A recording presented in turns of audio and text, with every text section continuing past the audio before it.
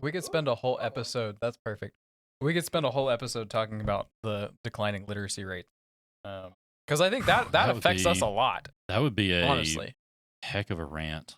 Yeah, no, and I agree with you, but man, that would be a truly hostile episode.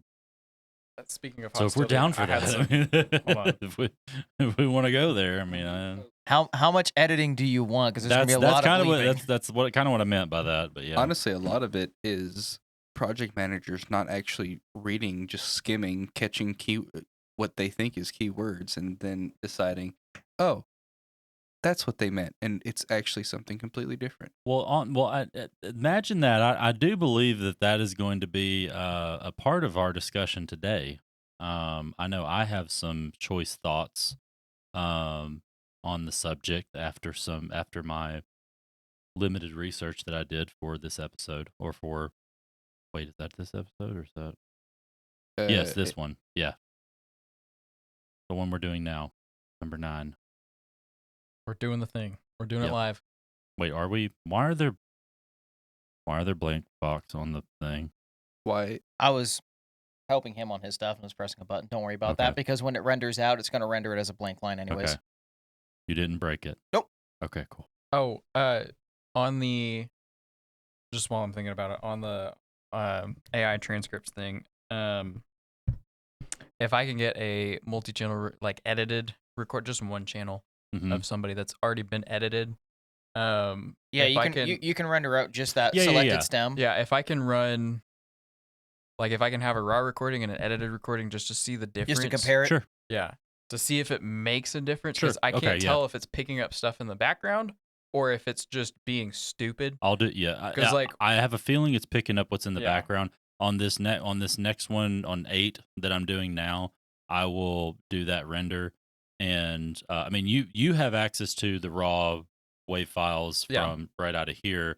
But when I do the render, when I'm done editing, I'll do 2, and I'll do my regular MP3 that's everything combined, and then I'll just do another one where it breaks out each channel into its own file. Yeah, and then I'll and you know where that drop down is, right? Okay, cool. Yeah, because there's a couple issues that I think I can resolve where it would take the same text and repeat it.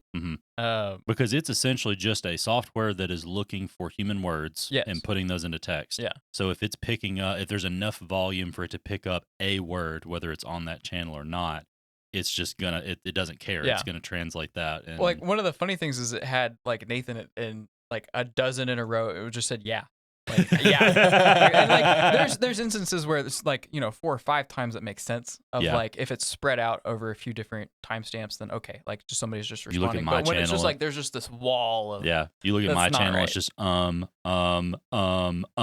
none of them were that bad. And then there was some where it said blank audio, which was nice. Like it's just a chunk of instead of trying to throw something in there. Spell I'll have to go. Remind me when I get home. I can upload the. Okay, the I'd be transcript curious that to had that on see there. that, because I know like it's kind of like the word okay.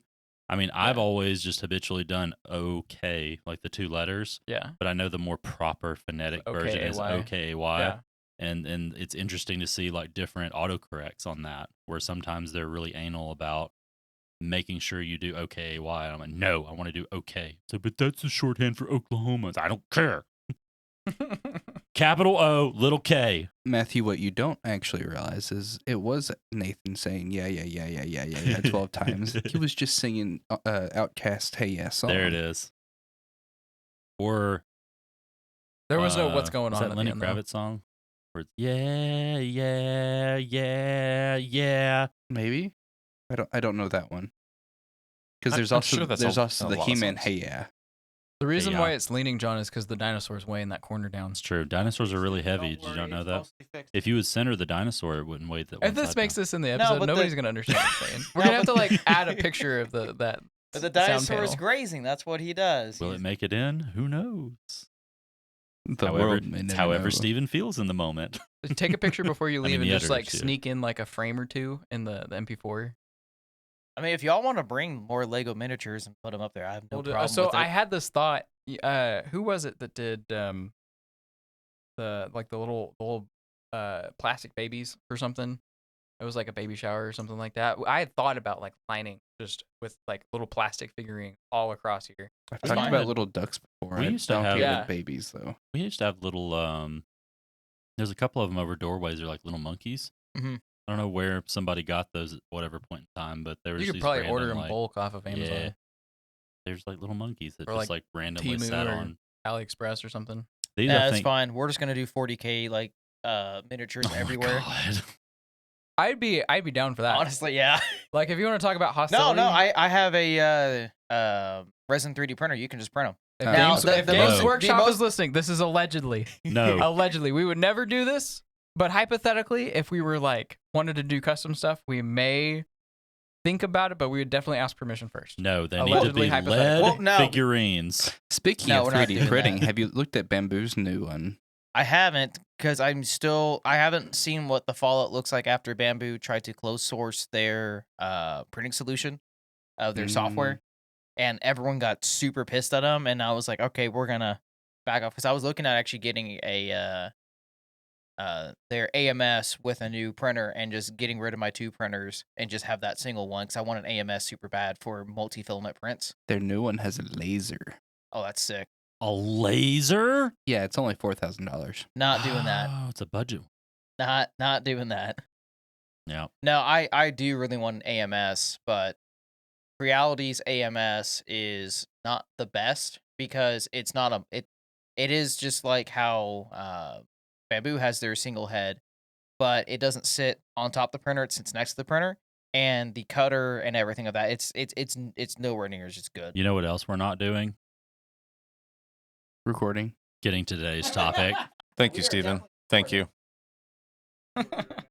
Well, there's 5 channels and there.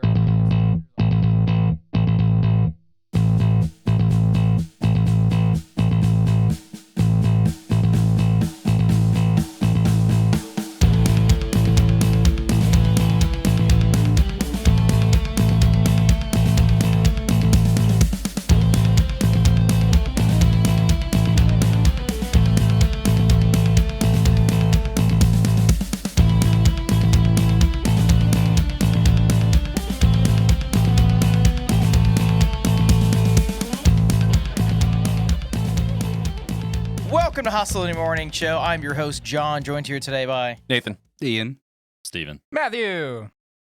I don't think that's the order we normally do that in. I have no idea anymore. I'll like, at the same time, I'm pretty sure we've gone counter or clockwise each time. Yeah.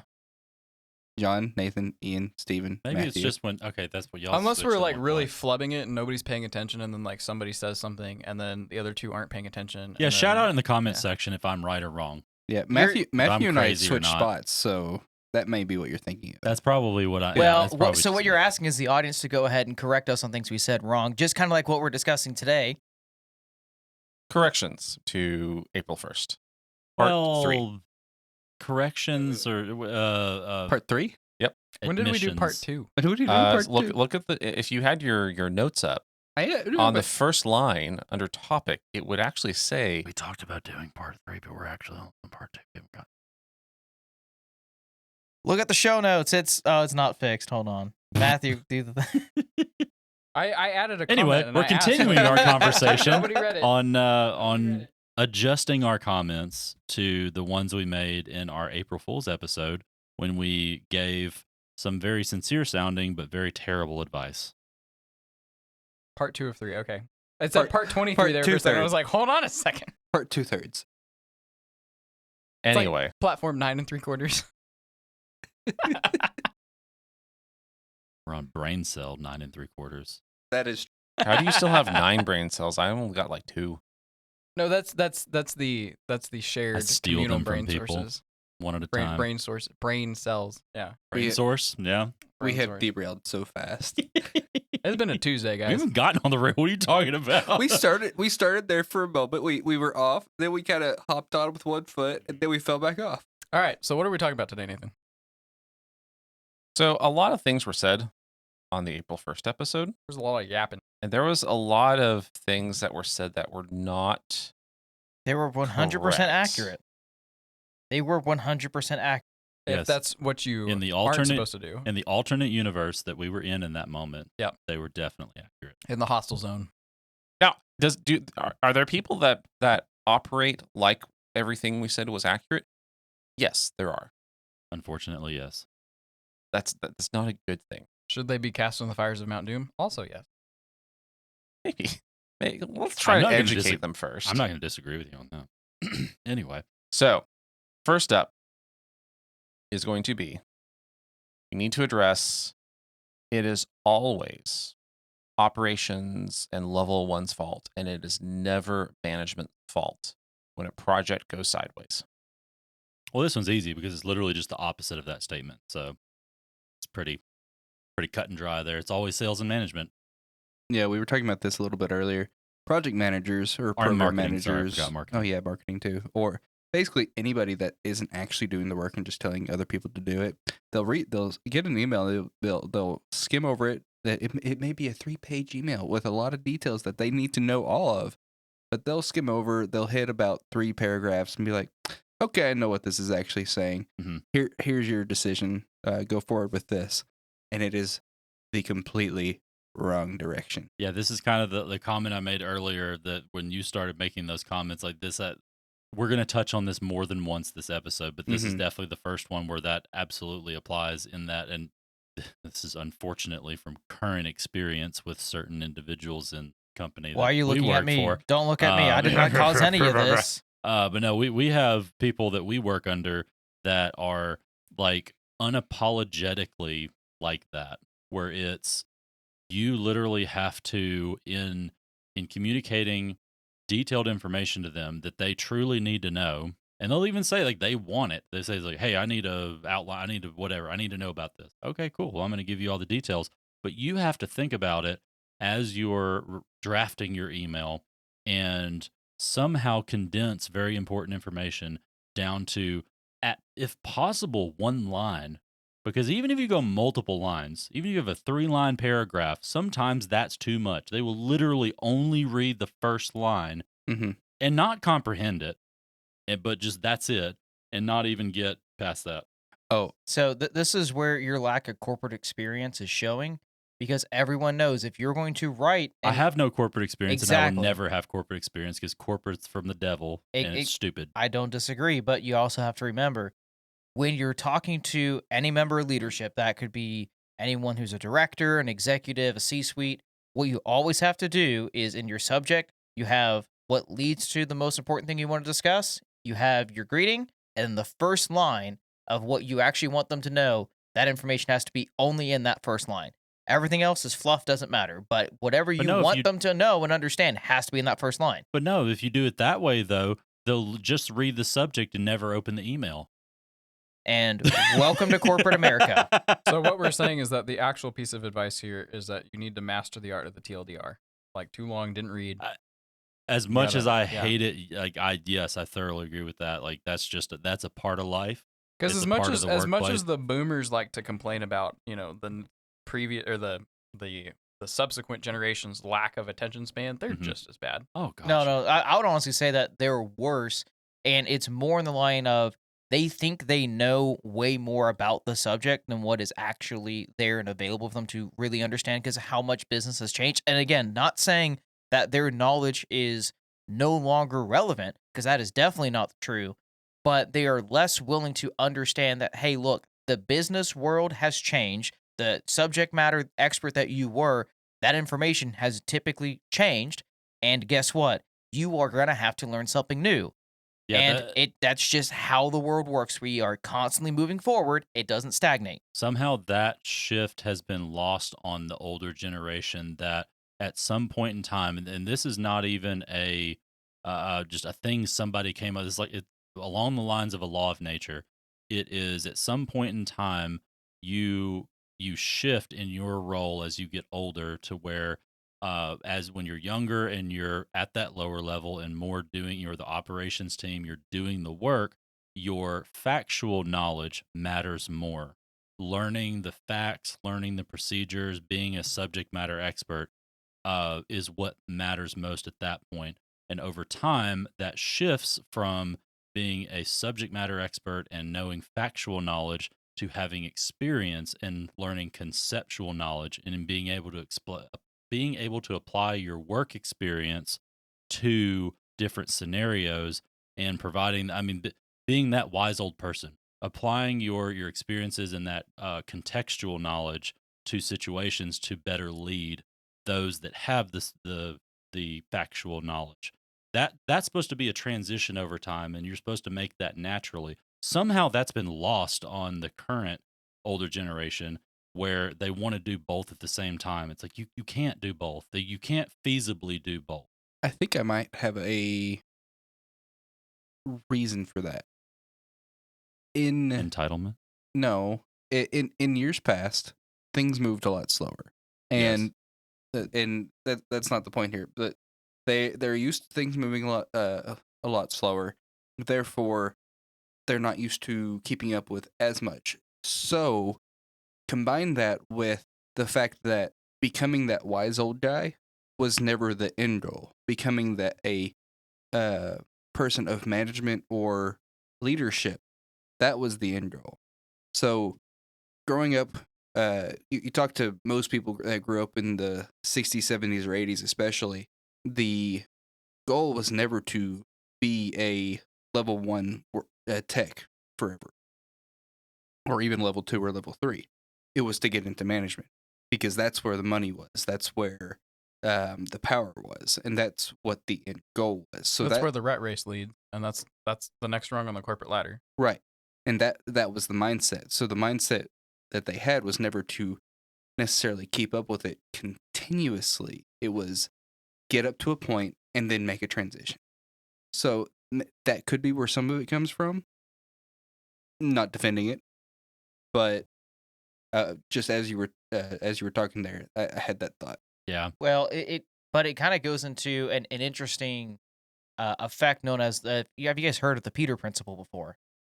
So what the Peter Principle is essentially take someone who is currently competent in their role and you keep promoting them up that chain until there's a skill set where they are no longer competent.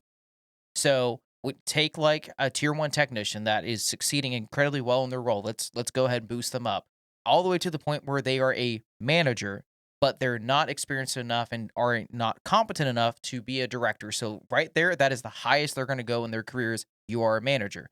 With a lot of these older generations, that's kind of what has applied to them is they have worked their way up so far to the point of the position they hold right now. They are, by definition, incompetent to be able to fulfill that role to its fullest abilities because of how they got promoted up that chain.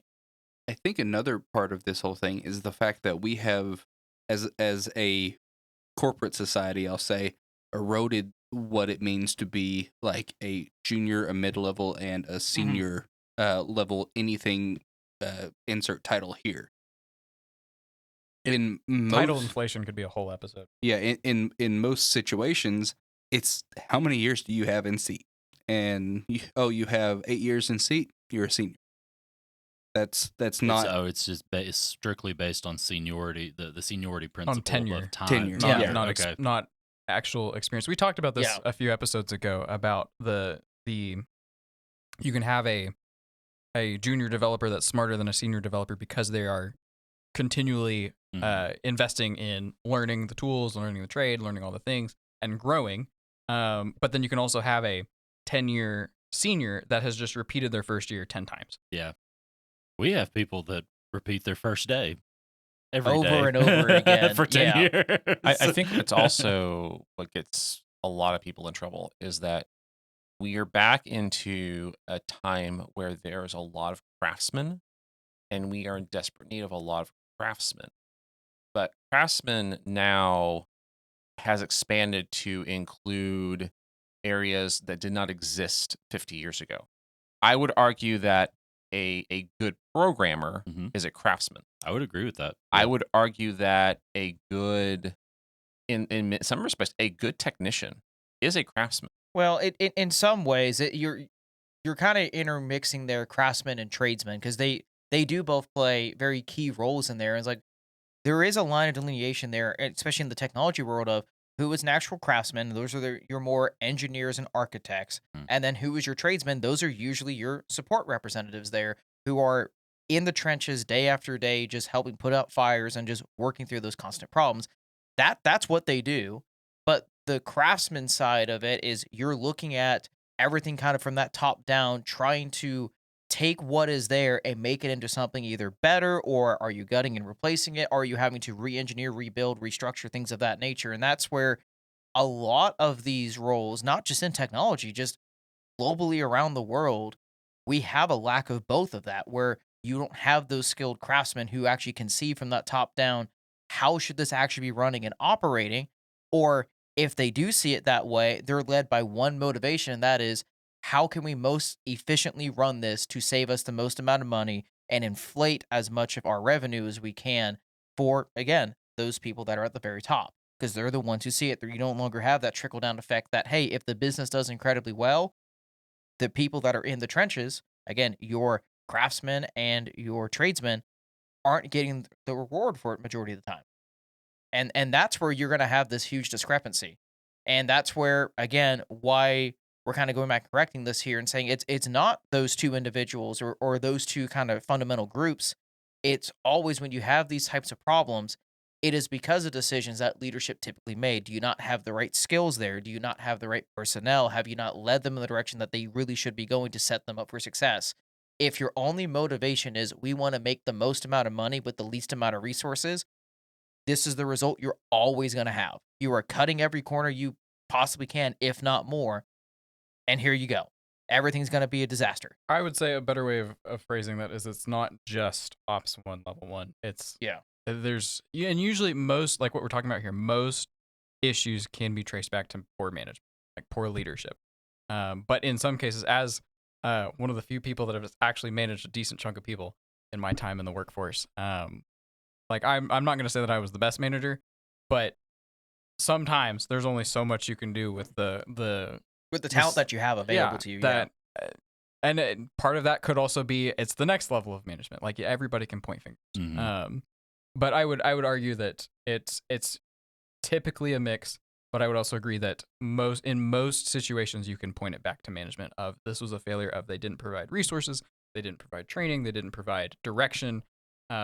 Insert factor here. Usually it's up to management to provide those things. Yeah, and that's where it's like, at least where I sit, when I've led teams before and what I do now is like, look, if my team screws up, I'm the first one to go, it's on me. Why? Because it's usually my decisions, or I trained them this way, or I built the processes, and like, yeah, we screwed up. But it's not my guy's fault because most of the time they didn't know. I was the one who had to make that decision.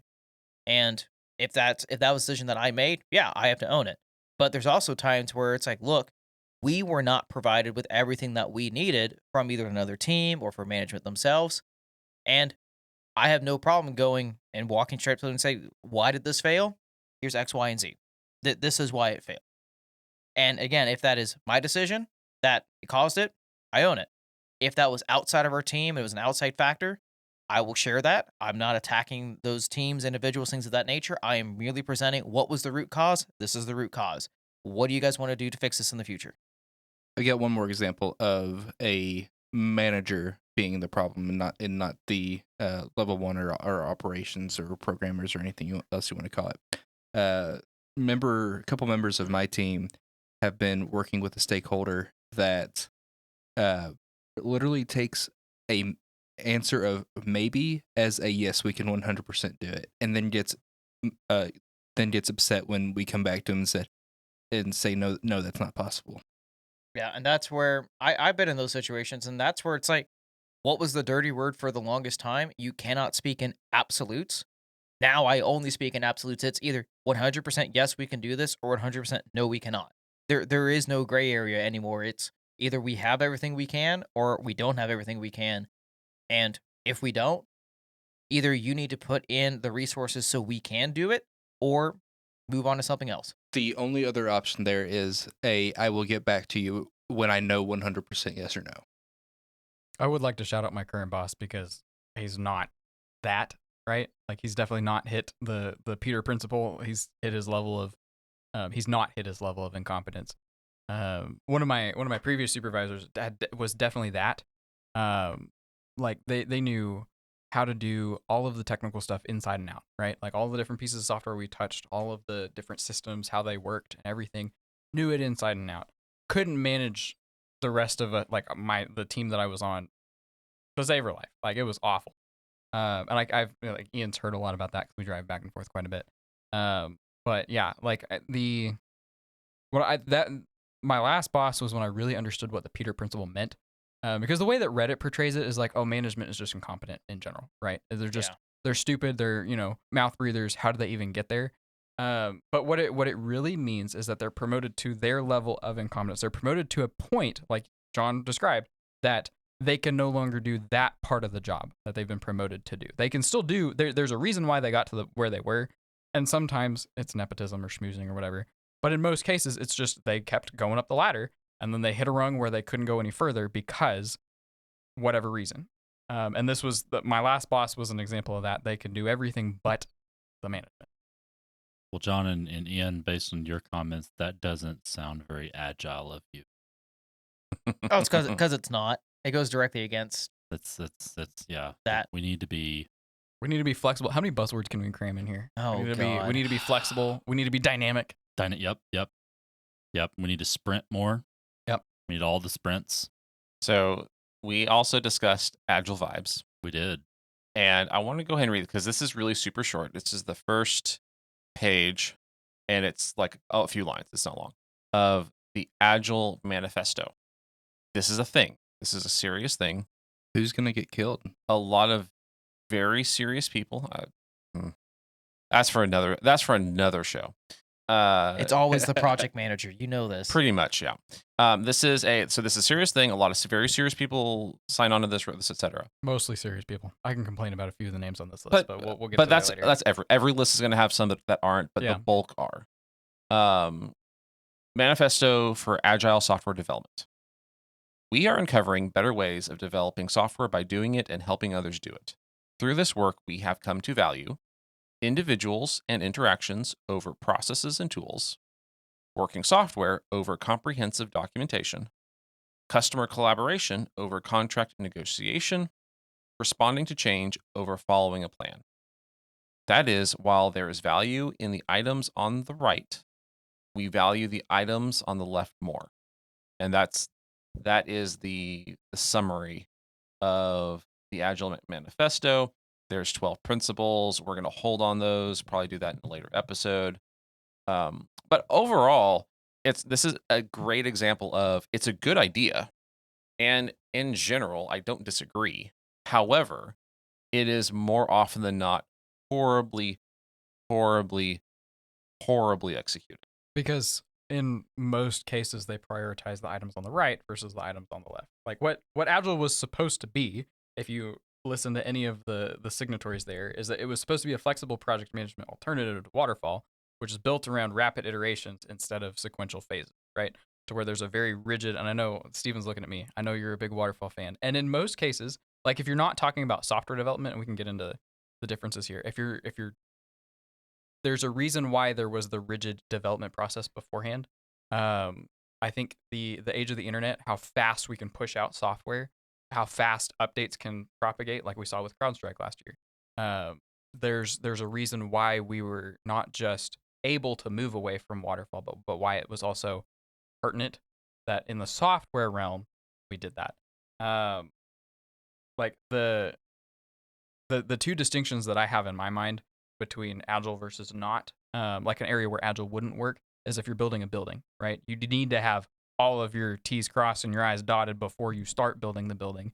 And things do have to happen in phases, right? Are you telling me that the concrete guys and the roofing guys can't work on the project all at the same time? Their respective parts of it all at the same time? Yeah, like Ian can probably talk about a local well-known business that has had to rebuild their home office how many times now? 7 or 8. Yeah, because right. they're changing the requirements. It sounds like there's some software development guys some that agile were in charge. vibes possibly going on there. There was some people that thought there was flexibility where there really isn't.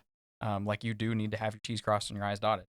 Yeah, like that's from what I've seen. I don't know about the rest of y'all, but from what I've seen, the most of this is people trying to apply a process and bureaucratic nonsense in a fluid, in quotation marks, manner. Well, the thing that there's the comments that I wanted to make on it. They're very broad because this is one subject, and I talked about this before, that I'm not very learned and I'm not familiar with this concept at all. I did some research for this episode to try and get more familiar with it, and I did read the manifesto, and I watched a few like Agile for Dummies videos, and then I read some of your notes that you so graciously put in the notes as well.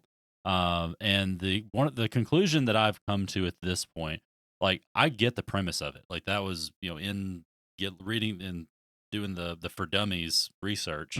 I was like, okay, I get the idea of this, and I definitely get it. Like to your comments, I get it in relation to software development and even technology development. I would broaden it at least to technology development. Like even if you were prototyping, some hardware that ran on some software, and you could do some of both, some of those at the same time and collaborate and all that. I get that part, and it's a good idea in theory, but some of the principles of it, I just inherently just the way that I think, at least the way I think through problems, and like I can't totally stand behind it because, like most things in life, I fall somewhere in the middle when it comes to stuff. Like, yes, I do gravitate more towards the idea of waterfall and having clear, distinct steps and clear, distinct, you do this first so that you can do this, and then there's prerequisites for all the steps. But at the same time, not working in software development, I'm working in an area where I think that very much more makes sense. Like because there are clear lines, like you literally have to have this thing set up before you can even do step 3. And right? there's flavors of Agile, and this is one of the confusing things. Is that Agile's kind of like God, AI. I read through some of those. It's like weird. just a catch-all term, but there are some flavors where that's instead of. But the whole idea, like some of the other parts of it that just inherent, even the manifesto, even the inherent ideas behind it that, frankly, I disagree with are the things on the left. To us, things on the left are more important than things on the right. I just like parts of it, like the not the transparent, not the customer, the communication part, but the desire, basically the desires of the client or the customer are more important than whatever the equivalent on the right Customer is. collaboration over contract negotiation. No, not that one. Working software over comprehensive documentation. Or individuals Well, and that interactions could over be processes and tools. I think like one like that, like that's one where I'd Okay. argue it's like, no, that's not more important. What's wrong with you? Because there's certain things, no matter what you're doing, you have to have effective tools and processes. You have to have like there's some of those things that would be either equal or greater than on the right hand side as opposed to the left hand side.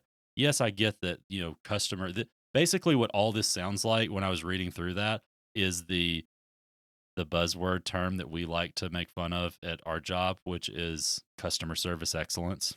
It's something that's been thrown around for a long time, and I think is an absolutely ridiculous notion because, yes, customer service is important, but at the same time, to produce and to deliver a quality product that at the end of the day is going to be the best thing for the customer, sometimes you can't consider their satisfaction during the process because they don't know what the process is. Yeah. The people you're dealing with, I mean, I think applies across the board.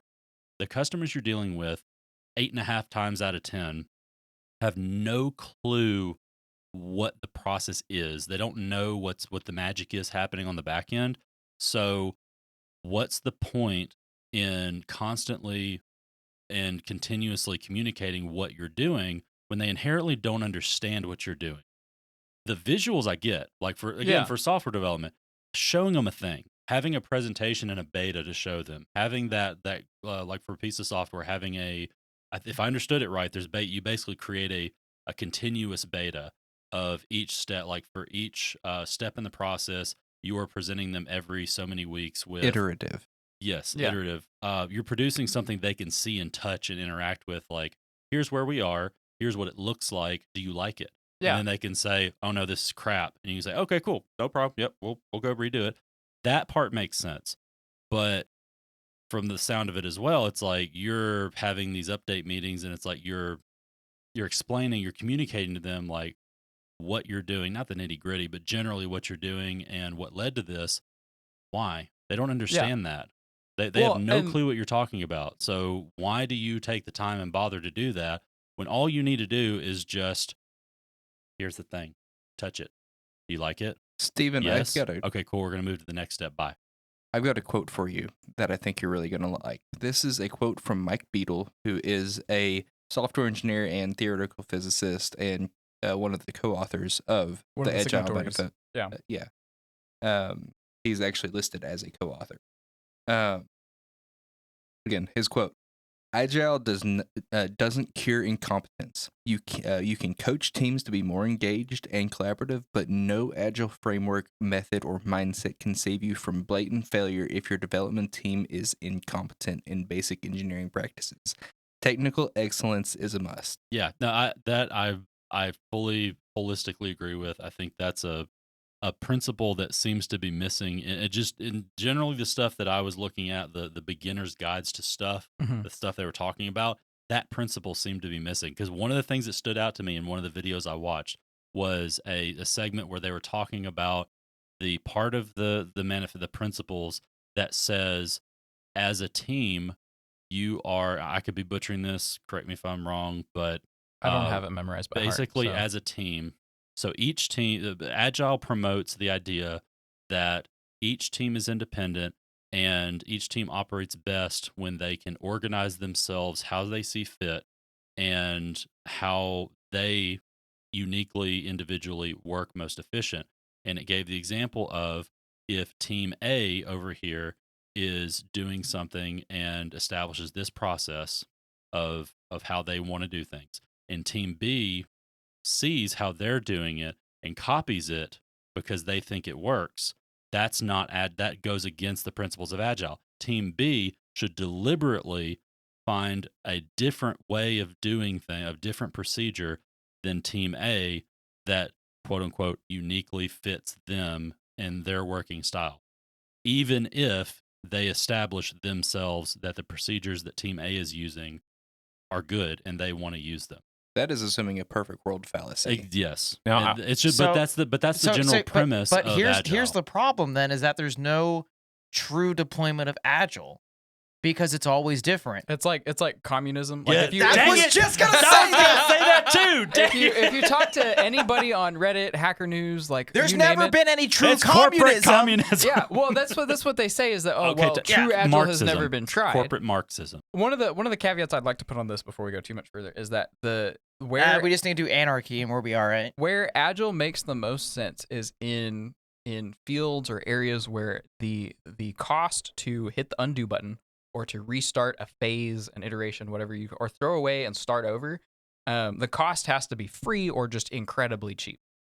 If the cost is prohibitive, if it wastes a lot of people's time, right? So like in your case, the client says that, hey, we need 30 machines when actually they needed 300 or something crazy like that. Well, that changes billing, that changes the budget, that changes a whole bunch of things. It changes so much of the logistic matter Exactly. there. It's like, yeah. Then in that case, no, you need to. It's like the building thing. You need to have those things buttoned down before you get further on. There's an order to the process. When we're talking about software development, in most cases, it is a very fluid thing. The way that software is, yes, there's instructions. There's a very software itself can be a very rigid thing. But at the end of the day, the process of building software can also be very fluid. You're not tied down to you have to do these things in a specific way. You don't have to tackle the specific functionality or features in a particular order most of the time. So having that flexibility to tackle the different things in the different orders and iterate on top of them and give constant updates and get constant feedback, that's almost something unique to software development, in my opinion. Now, the one thing we need to keep in mind here is that this only talks about process.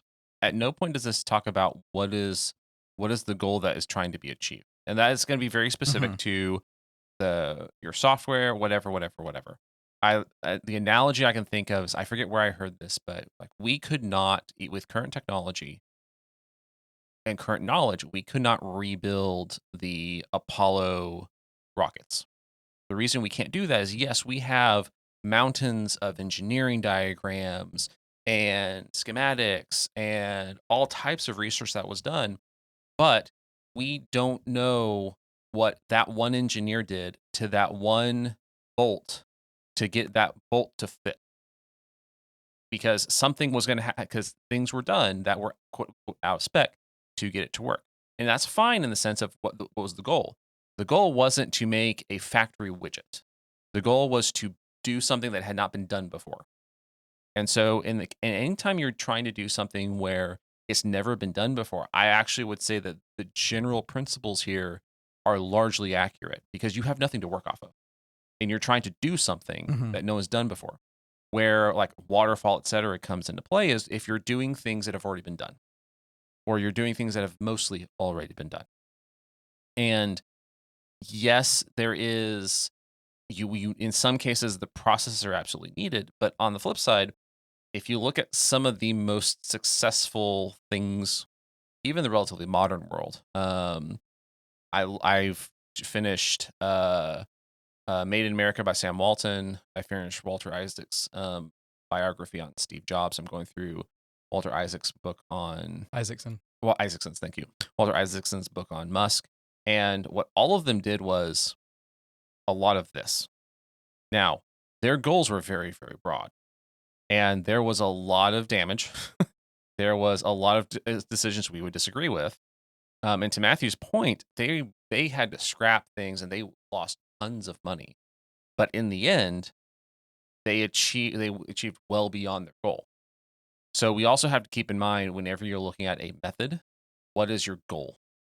The one other part of it that I would disagree with as a whole, like a principle of it, and I disagree with it. Well, yeah, I disagree with the notion as a whole. I don't disagree that this is something that should be included in any project management process, but I don't think it should be held to this strict of a standard. Is the principle of only in person meetings, only in like primary, like when we communicate in general, there's a heavy priority set on in person meetings, and that's strictly because and it follows along right with the principle of whatever that thing is more important than a documentation method or fixed documentation or something. And it's the fact that people are working people. software over, and I would agree with the well, the general humans are premise of it. humans, Yeah. and humans forget things. And when you have a strictly, obviously, fine, everybody should have a note-taking ability in their own way of taking note, blah, blah, blah. But you're relying on people to remember things. You're relying on, you don't have that. When you have email chains in Teams or Slack or whatever, when you have text communications through a process, that's a written documentation of just events that have taken place and a written memory of things that have taken place, and people can refer back to those. And personally, I think no matter what the project is, I don't care if it's what, software development, what you're talking about, or if it's a more of a rigid process like we use most of the time. I think that written, documentation of events that have taken place and things that have been said are very important. And you should never rely solely on in-person meetings, because then you fall back on relying on each individual to document that for themselves. And you can't do that because individuals like me exist and are a part of that. And like, that's one thing I've said before, I'm not good at, and I'll freely admit that. And I know that other people out there are like me. And so you're relying on those people, which you shouldn't do. And that's where written communications come in. Yeah, I think an important distinction to make here, though, is that they're not saying no documentation, right? It's like it says working software over comprehensive documentation. I think the point there is that you can have comprehensive documentation. You can have very well written instructions on each piece of the product, of the software. It's not a criteria. It's a maybe have. But if the end product is a turd, it doesn't matter how much documentation you have. I think that's the point to make there. I agree with you as far as having, and I've run into this myself in practice, having emails, having like Teams messages back and forth that you can go through email. I would argue is probably better for this. As far as having something searchable, something that you can go back through. I can search email faster than I can search Teams. Well, Teams is garbage, so Teams is that's, garbage. that doesn't count. Really. But to have that hard copy, like on a project that I was working on, I started it in December, and it just deployed yesterday. The amount of times that I had to go back, especially over like Christmas break and stuff, once I got back, the amount of times I had to go back to email and say, okay, we talked about this. I know we did. Where was it? What was the conclusion? That kind of thing. Having email was priceless as far as the ability to go back and do that thing. That little bit of documentation made a big difference. And so I would agree. I would strongly suggest that, I think we talked about this like on the April Fools episode, like vibe documentation or something. Just whatever feels right. No, it does need to, the documentation does matter. It does need to be there. It's like testing in software. You need to have the tests. You need to have the documentation. And it needs to be quality documentation. We can argue what that looks like, but yeah, I agree with what you're saying. Speaking of completely forgetting stuff and needing something to write down, another thing is passwords. You literally stole the segue that I was already doing, so that just means we're all on the same page. We're all on the same I have been wavelength. waiting for that since Steven first opened his mouth and said people forget things. Passwords. So this is actually very, very simple. There are 3 things you need. You need a master password. You need a special character. You need a number, and you need a letter. No. That's it. No. At least 8 characters long. You need a master password, a password manager, and multi-factor authentication. That is passwords all or passphrases. Well, what about tokens? You need to change it every 7 days. Passkeys. Sorry, I meant passkeys. Actually, rotate your passwords every 7 days. That is not best practice anymore. 7 hours. What do you mean 7 days? Yeah. I'm just being 7 obnoxious. minutes? No, but legitimately, when it comes to passwords, especially these days, honestly, it's more detrimental for you to have a password you can't remember than having a password you can and have the other protections on top of it. So the reason why it's important to have a password you can remember is you're less likely to write it down or tell it to someone or be, not meeting current modern standards for best password practices.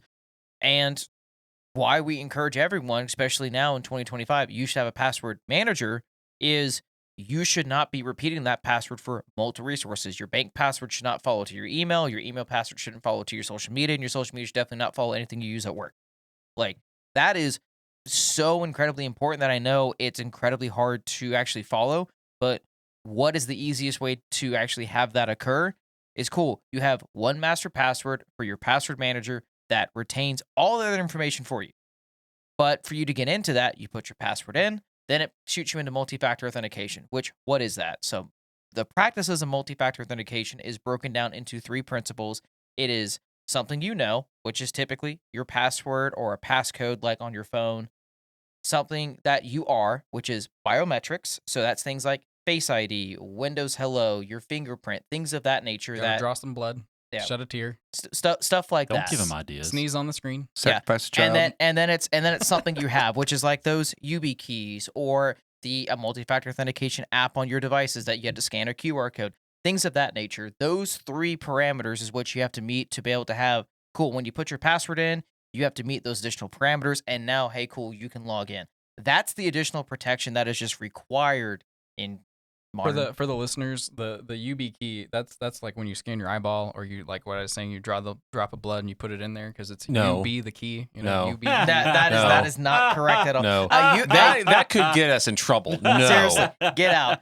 We're not doing April Fool's episode. We're supposed to be correcting our mistakes. Speaking of the April Fools episode, somebody please explain to me what the heck big password is.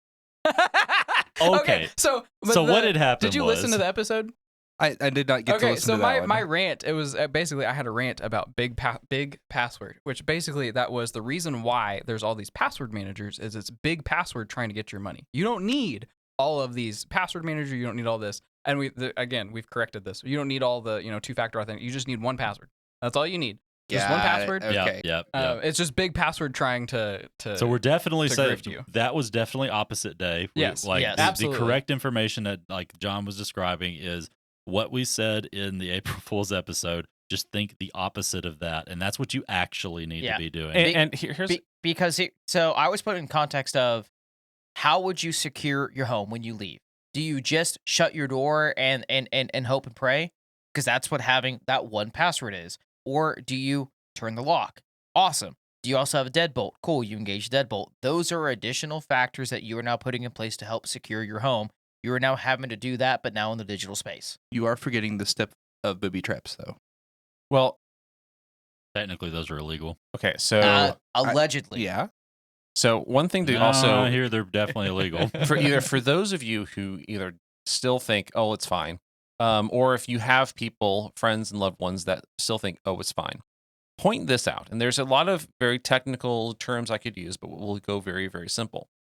Everything that you just heard us complain about for this entire episode, whether it be dumb users, dumb managers, terrible documentation, bad project management, et cetera, et cetera, et cetera, et cetera, et cetera. Okay, all of those cause problems. All of those can lead to hacks. Every time you create an account, anytime you have to enter a password, every different place you have to enter a password, behind that screen is that entire mess, a completely different yet same mess behind every login screen. And every login, so to John's point, you don't have one house. Every login you have is another house, but it's not a house. It's a group home. There's a lot of other people in there. There's a lot of people going in and out, and there's a lot of other places into that house that people are supposed to be securing that may not. Now, if one of those houses gets compromised and your key only works for that house, okay, it sucks, but you've not compromised the rest of your houses. However, if you're using the same key That's a to all of your other houses, you have a big problem on your hands. Yep. So, password manager, please. Yeah, now I would almost go so far as to say that, and I've been trying to employ this more. Don't as use the I've gone browser along. password manager. No, I just want to make no. sure we get that out Yeah, there. no, Don't I use the agree with built-in that browser as well. password manager. And you know what? Fine. I'm just gonna say it. Don't use LastPass either. Agreed. Just don't. Is LastPass the one that gets hacked every other yes. week? Yes, Yeah. and that their compromises always gets the actual password keys. So Yeah. if they have your account and they have that key data, cool, because they do I don't understand store how them. LastPass is still around.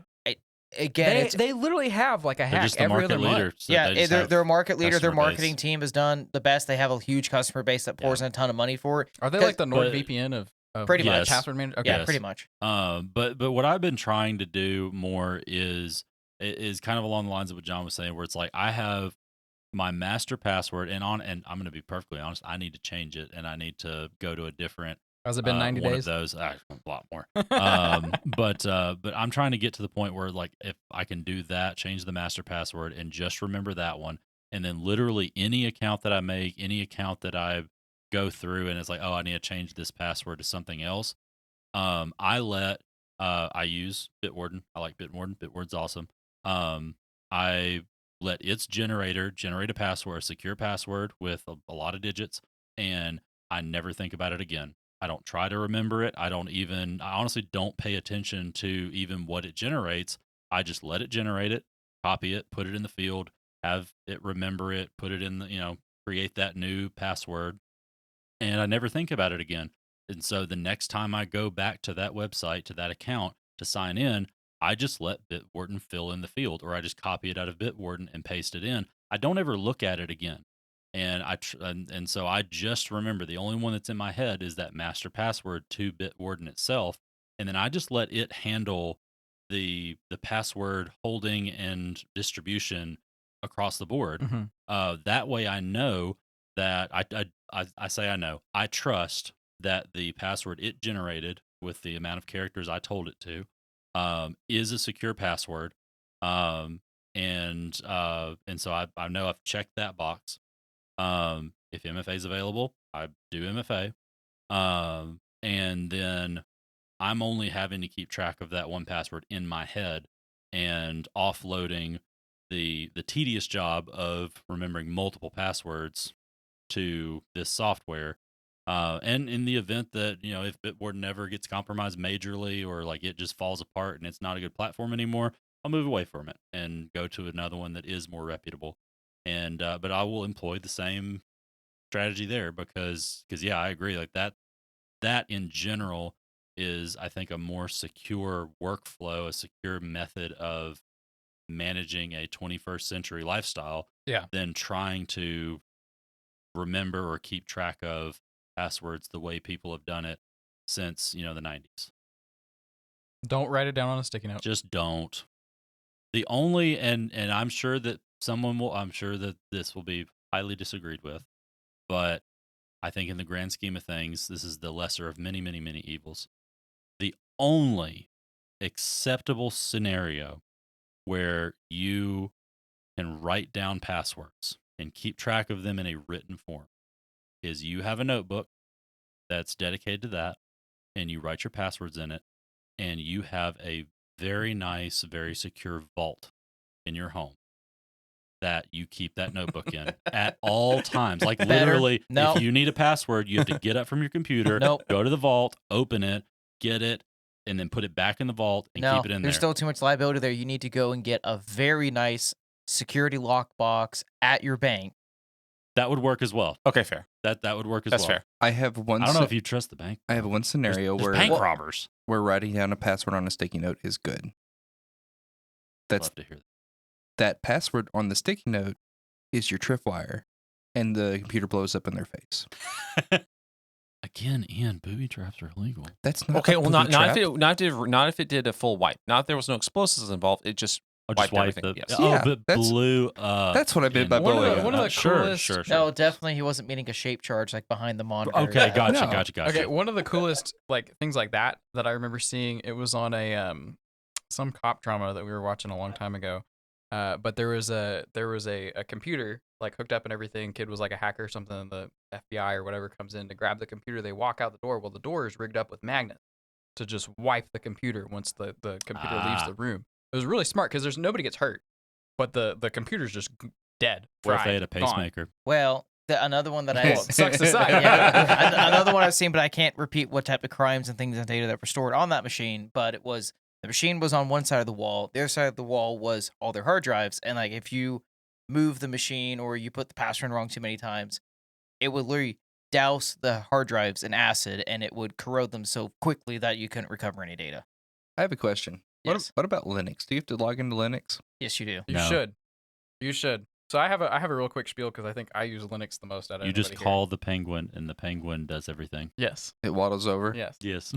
That's nice. Windows just doesn't give you penguins to do things for you. No, it gave us Clippy. And then Clippy's better. Then they murdered Clippy. Yeah, I know.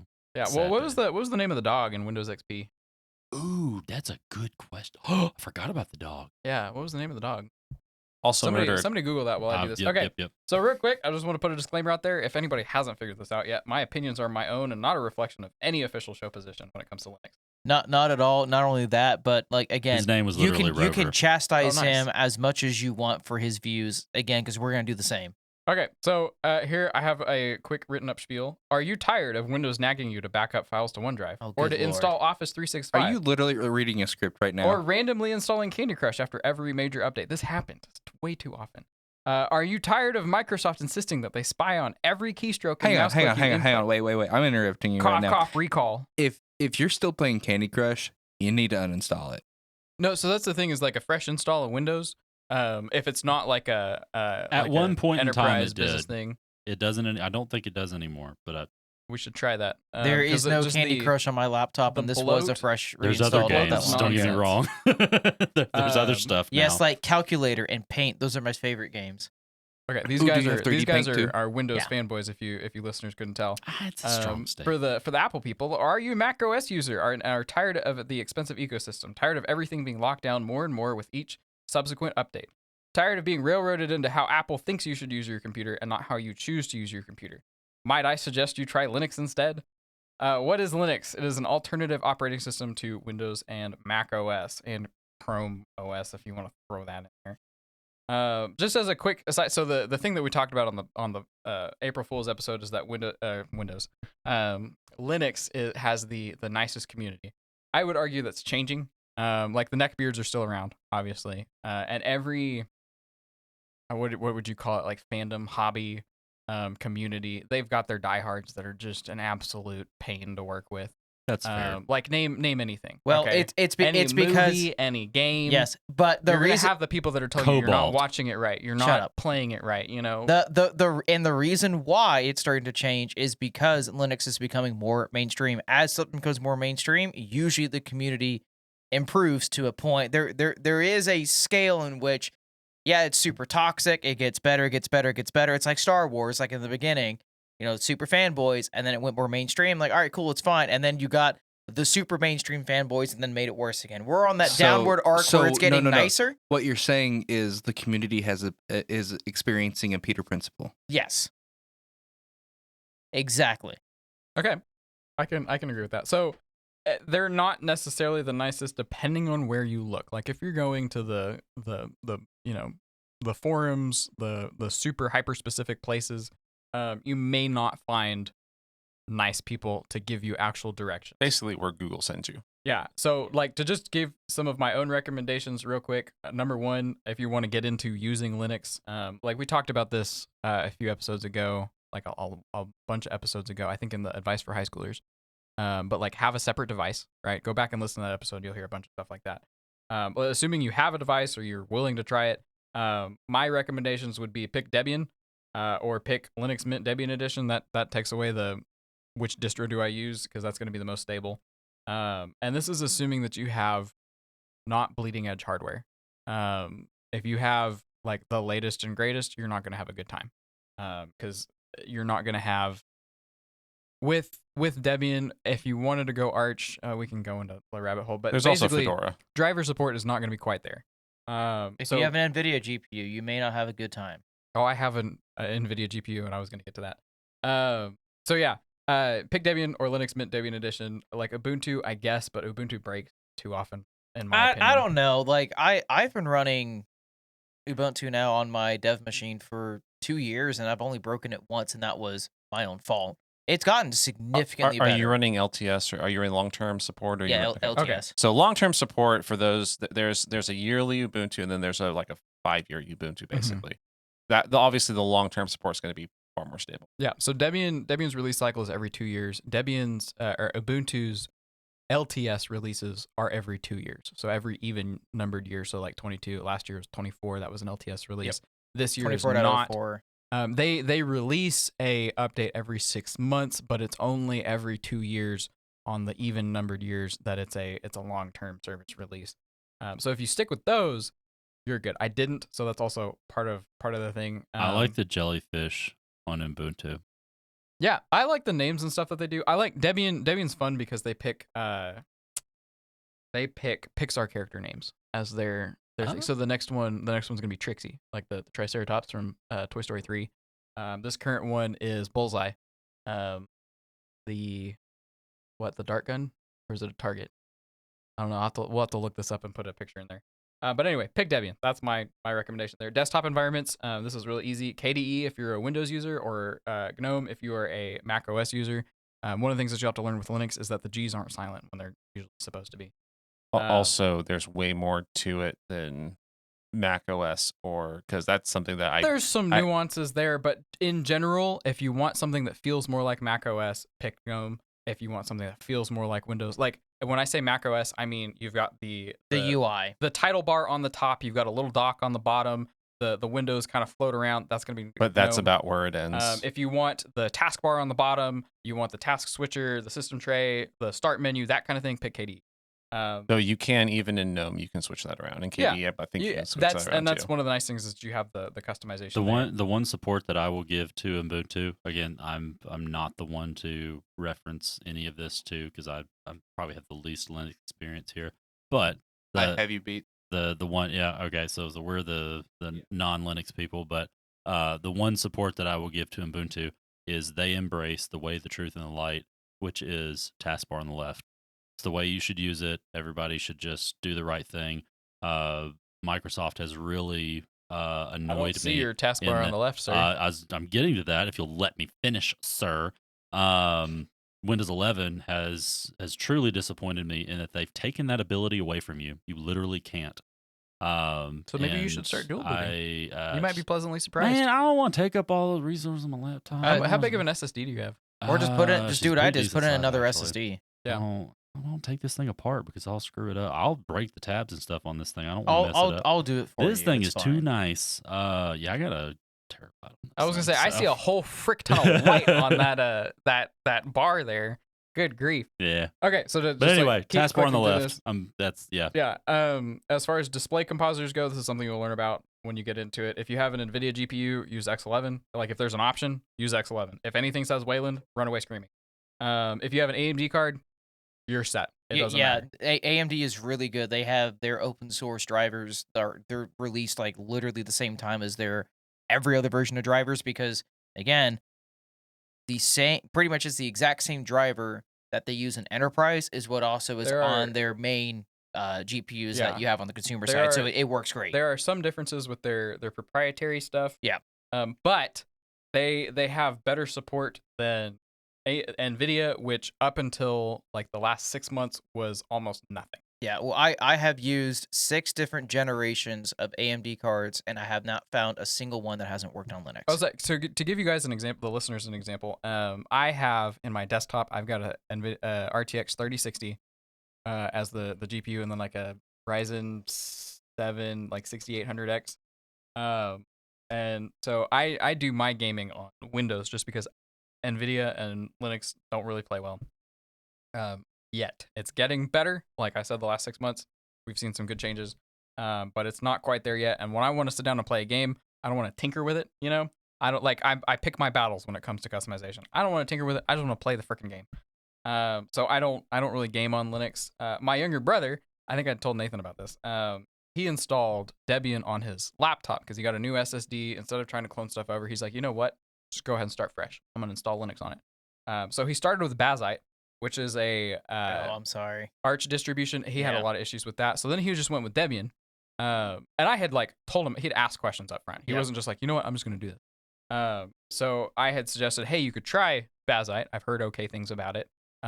And see if that works for you. And if I've it never doesn't, even heard of it. then just go to Debian. I tried Bazite a few times, and again, I usually if I run Arch, it's just bare Arch. Yeah. Like I narrow it down and just recompile exactly how I want Arch to be. But like Bazite, I've just found it to be way too unpredictable and how it tries to actually. Anytime you're trying to do any computational work onto it, it just throws always a fit, and I don't know why. I couldn't figure out why. If you want to run Arch, just in my opinion, is always just run bare Arch. And for context, Nathan, the idea behind Bazite is it's supposed to be a SteamOS alternative. Because SteamOS isn't cross-platform yet. It's just not that's the stable. niche that it fills. But the thing is, like, what is coming and what's going to help a ton is, again, our Lord and Savior Gavin has been doing a ton of work. Over at Valve, really kind of pushing that Linux gaming forward, and they are in development. We haven't got the official date of when it's going to be released, but SteamOS is a thing that is going to be coming out in the near future. That, hey, that nice, wonderful, you want to run Linux and you want to do your primary gaming in Linux, that is going to be part of the future. We're just not in that future yet, but we're incredibly close. And again, if you really want to kind of help support that, again, support Steam as much as you can. I know they're a huge conglomerate in that area of PC gaming. They're still a private company. But yes, like they are the ones that if you want this to happen, provide as much feedback as you can of, hey, if you're gaming on Linux right now, what are the current problems that you have? They have a feedback section you can provide directly to Steam of, here's issues I run into, here's something that you want resolved. Yeah. So for context, to like continue that story, younger brother installed Debian, hasn't had any issues. He's got an AMD laptop, like it's an AMD APU, so you know it's AMD top to bottom. And he said that he can play all his games exactly the same as they were in whatchamacallit, Windows. Hasn't had any issues. Hasn't really, at least last I asked, hasn't wanted to reinstall Windows. He's like, this is all working. The biggest issue is if you play some like very mainstream multiplayer games. Yeah. The one thing that Linux still can't run because it doesn't allow access to the root kernel is all those anti-cheats that want kernel access. You can't do. Can't operate it. Some anti-cheats that, and it's up to the developer. Yeah, it's literally a checkbox. Yeah. It's all it is. It's a checkbox. It's really easy to implement saying, cool, don't run on the kernel, and it'll just run on Linux. But those devs, because Linux is still such a small pie of the market share of where gaming is, they don't want to dedicate resources to it. Yeah. So the thing there is if you go to ProtonDB, I don't know if it's proton.db. We'll put it in the show notes, but you can search ProtonDB. They'll give you a good explanation of here's the games that work, here's the games that don't, here's what didn't work. Yeah, and it gives you a ranking of like how compatible is awesome. that game. Yeah, okay. If a game needs access to my kernel, I don't want to play it. So no Valorant for you. No. Okay, and then just to wrap up, some like quick for if you don't want to listen to me yap about Linux, I could do all day. Here's some YouTube channels for everybody. The one channel to rule them all, Learn Linux TV. I think everybody can agree here. Like if you want to learn Linux, that's the one to go It to. literally has the guides as to you've never used it before. Cool, here's where to start. Yeah, And this he is- actually explains it pretty well. Yeah, Yeah. and this is not just from a desktop user standpoint. This is from like also a sysadmin standpoint. Like here's how you can use Linux. Yep. From top to bottom. In my opinion, the user friendliest, and we'll put these in the show notes. Michael Horn. Mhm. Did I put these in the show notes? No, Yes, you did. you Okay. did. At least I you didn't put see some him. of them in. I think I copy and pasted them. The user friendliness is Michael Horn. He's great. He's got a lot of videos from more of a desktop user standpoint, less of a sysadmin standpoint. So he'll show you like here's the things that you can do. Here's the things that might not be great. I've got a couple videos linked there. One of them was here's how to do things without the terminal. That's something that I haven't mentioned yet. But if you don't want to use the terminal, that's okay. You don't have to. Sometimes. In most cases. Most cases now you don't have to. There are going to be some use cases where it would again, be it's better to use the CLI, but yeah. Especially when something breaks, we do recommend, hey, go into the CLI because you're going to get a more clear breakdown of the error of what's going on. And again, if you go to those public forums, or what I actually recommend all the time is the YouTube comments are incredibly helpful for under those like how-to guides of those people being able to answer your exact question very quickly. Yeah, they're going to ask, hey, can you give me the error dump or the source dump of what you're working on? I'm like, cool, here you go, paste it in there. And the easiest way is, again, get that from the command line. My biggest recommendation is always, if you're learning Linux, is like, hey, if you want to run Ubuntu, or you want to run Debian and all that, they have incredibly good documentation on their websites for how to do everything. And I'm a huge believer of RTFM. Go read the manual. Read the freaking manual.